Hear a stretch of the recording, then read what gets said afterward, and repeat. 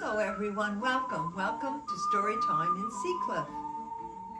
Well, yesterday's clue from Oberon was, yes, a dinosaur. And the story we're going to read today is The Littlest Dinosaur.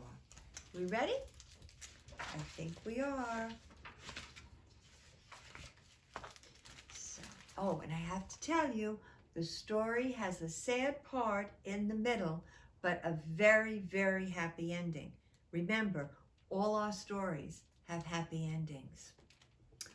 Long, long ago, when the world was young and everything was new, a mother dinosaur sat proudly on her eggs. One by one, the eggs began to crack, and baby dinosaurs poked their heads out into the sunshine. All except one. The mother worried and fussed about it and kept it warm and sang songs to it, but still the egg didn't crack. The neighbors came by with help and advice. Make it warmer, they said. Keep it cool, others suggested. The mother was very loving, and she lay beside the egg all the time. She breathed on it to keep it warm, or she fanned it with leaves to cool it down. But still, the egg didn't crack. The father dinosaur waited and waited too, and he watched the other baby dinosaurs while the mom took care of the egg. Well, one day, the father was so tired of watching all those little dinosaurs, he said to the egg, "Hurry up, do something." And the egg shook, and the egg wobbled, and then it began to crack, a little crack at a time, and then a big crack, and finally the shell broke in two. A baby dinosaur blinked out into the sunlight. The father dinosaur gasped. The mother dinosaur gasped. All of the baby dinosaurs looked around. The neighbors all looked in shock. They had never, ever seen such a tiny baby. That's the littlest dinosaur I've ever seen, they all shouted. The neighbors began to giggle. Oh, he's so tiny, he's so tiny. But the mom said, "My baby is so sweet," and she loved and loved that baby. And the days and the weeks went by, and no matter how much food the mother dinosaur gave to that baby, he didn't get any bigger. No. The littlest dinosaur was sad because he was kind of too small to join in with his brothers and sisters. Look, when they're playing ball, he's really pretty tiny. Oh, and what if one of those huge neighbors stepped on him by accident? The only place the little dinosaur felt safe was high up on a hill. He could sit and he could look out over the mountains. Well, far, far away, on another hill, on another mountain, he saw a dinosaur. It was a long-necked dinosaur. Even at that distance, he looked sad. The littlest dinosaur wondered why the long neck was so sad.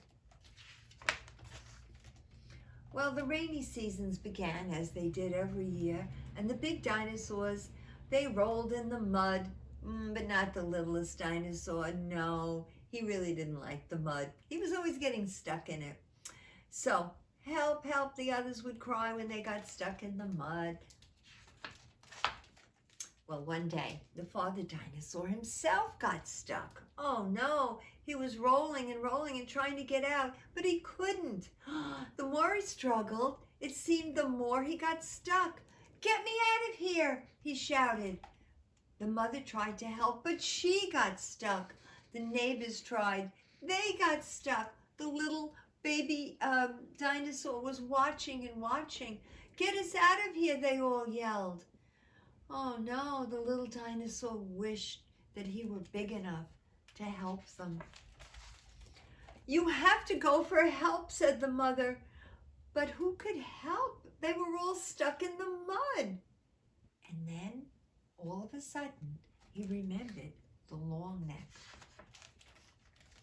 The littlest dinosaur was very scared. He would have to cross the river, but there were lily pads on the river, and because he was so small and so light, he could easily cross from one to the other without sinking. Well, he wobbled and he slipped and he slid, but he got to the top. And there he was, the long-necked dinosaur. He looked down at the littlest dinosaur. "Please, please help me," the little one cried. "My family is stuck in the river and the water is rising." The long neck picked him up, and with great long strides, he went down the hill, through the forest, and over to the riverbank. He stretched his neck across the river, and he pulled the sinking dinosaurs until one by one, they were all safe on the shore. "Thank you," said Father Dinosaur. "Oh, and as for you," he picked up the little baby dinosaur and he said, "You may be the size of a bug, but you're as brave as a dinosaur 100,000 times your size." And he kissed him on his little nose. Well, when the rain stopped and the river was not quite so wide, the little dinosaur went to visit Longneck again. He no longer looked so sad. "I thought I was too big and clumsy to do anything useful, but now I know that's not true." And the little dinosaur said, "I thought I was too small to do anything at all." And they sat together, the two of them, the littlest dinosaur and that huge big dinosaur, and they became the greatest of friends. And that's the end of the story of the littlest dinosaur. A great story. All right, let's get our cake out. Yesterday, much to our surprise, we had a very, very vanilla cake. Let's see what today is going to hold, and we'll see what the votes are. Remember, we should check the votes. Okay, everybody. Vanilla, Miles and Jackson, Molly and Alice, Clara, Annabelle, Kira, Patrick, and Hannah. Chocolate, Riley, Nicholas, Emily, Ryan, Luca, Martha, Graham, Audrey, and Lila, Ben, Bee, Bevy, and Evie. Oh no, let's count. 1, 2, 3, 4, 5, 6, 7, 8, 9 vanilla.